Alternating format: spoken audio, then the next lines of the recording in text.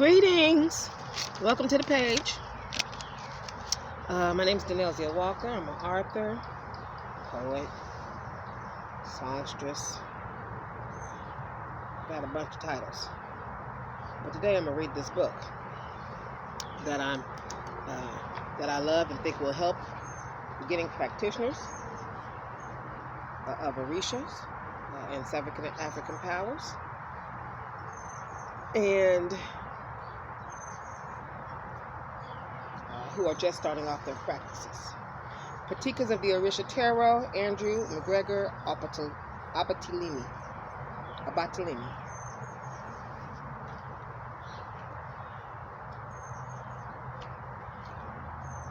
I've already went ahead and I have covered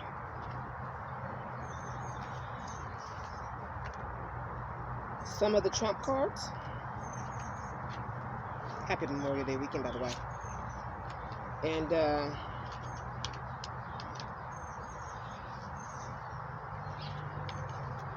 we go. I've covered trump cards 0 through 13.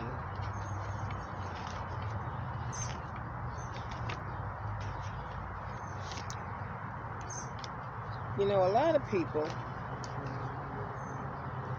it's beautiful.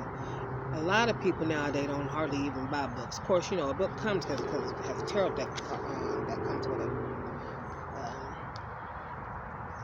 But I like books because I like to be able to take it out the package and I like to be able to highlight everything I find that's going to help me. Not that I can't do that on a Kindle, but it's better for me to be able to write out side notes, jot things down, and use my hand to kind of be like, yeah, right here. I find it better personally to read books versus, you know, I'll use a Kindle if I got to, but I like actual books. If it's not something I can get right then and there, I'll do an immediate download like Kindle. Alright, so I've already discussed 0 the Fool, 1 the Magician, 2 the Priestess.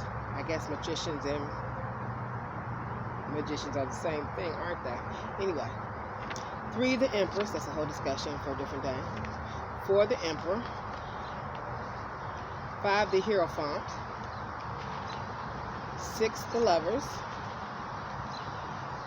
7 the Chariot, 8 Justice, 9 the Hermit, 10 the Wheel of Fortune,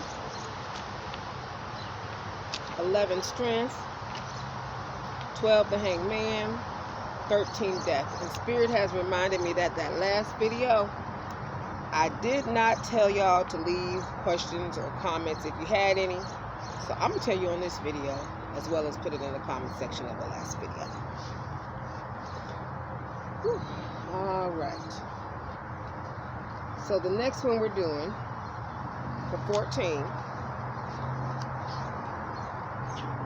is Temperance. By the way, I do have clip notes, journals, and books available at Amazon.com. My latest book is The 7 African Powers Sacred Practices for Beginning Practitioners. I'm not sure if you can even see it in the sunlight, but you know what? The sun feels so good. Go on, rain down, God. I need all that sunshine. It talks about candle magic, altar preparation, gemstone association as far as which Orisha favorites is overall, and the different chakras. And it has beginning yoga and meditation in it as well. All right.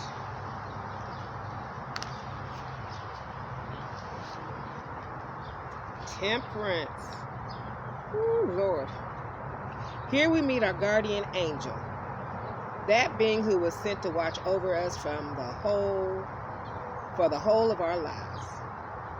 This card speaks of divine guidance. Often it shows an angel pouring water from one vessel to another, indicating balance, harmony, and interconnectedness. It is believed by Orisha followers that we all have an Ori. We don't have a clear translation in English for this idea, as it combines notions we usually separate. Our Ori is our personal Orisha, often called our celestial double, which guides and watches over us during our life. The Ori is also tied to the idea of destiny, as well as we'll see in the Ten of Cups. We choose an Ori before incarnating, and our choice defines the qualities and experience we will have in this lifetime. The Ori is also tied to the idea of our head and thoughts. It is perhaps best to think of it as part of our self that knows why we are here, resides in the spirit world, and is in contact with us at all times. Before the coming of missionaries, the belief was that the Orun, or heaven, was in the earth. The dead were buried there, often in the dirt under the houses in which their families lived. The blessing of food grew from the earth, like the peaches I talked about in the last video. It is said that a missionary gave a cross to an Orisha worshiper, extolling its great significance and spiritual value. Then, to the horror of the missionaries, this person proceeded to bury it in the earth for safekeeping. The missionaries responded by beating the person, telling them that heaven was in the sky.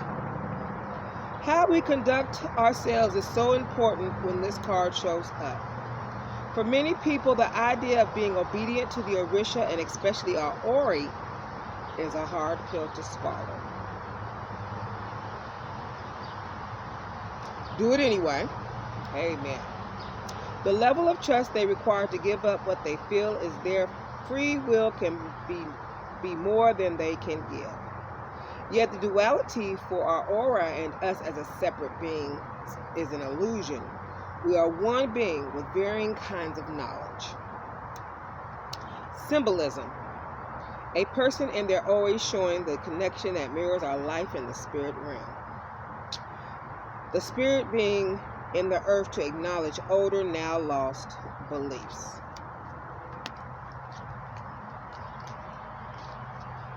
A lot of people don't like to give up their belief system, their belief system, because it's a lie system. Amen. They're attached to their belies system. When we see this card in a reading, we need to talk about the level of connection the person has with what people call their higher selves. Are they active and engaged in conversation with this part of themselves, or are they resisting this guidance? Resistance is a powerful thing.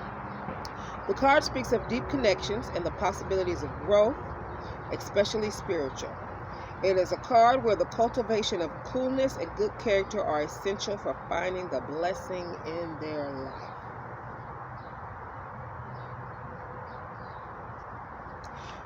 This card speaks of times when intuition shows us the way forward to blessings we could not have imagined. Yet often, people do not listen, having been taught instead to listen to the rational side of themselves only. Throw ration out the window.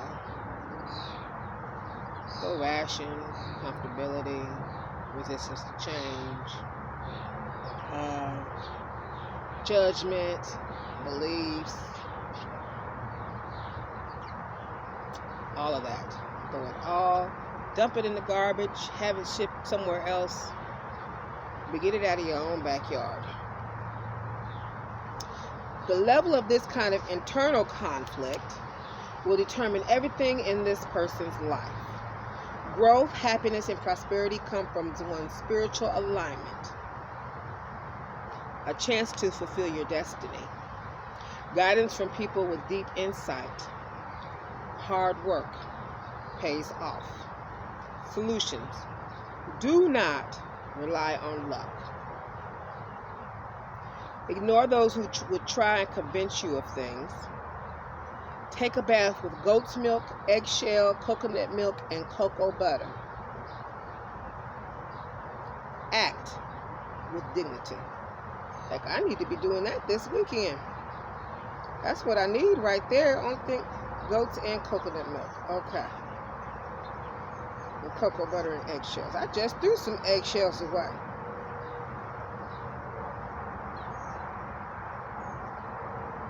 Okay.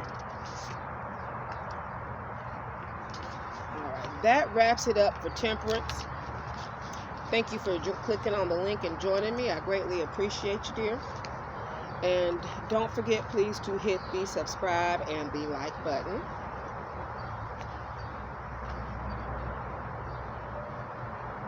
I also, again, as a reminder, have books, journals, and clip books at Amazon.com. And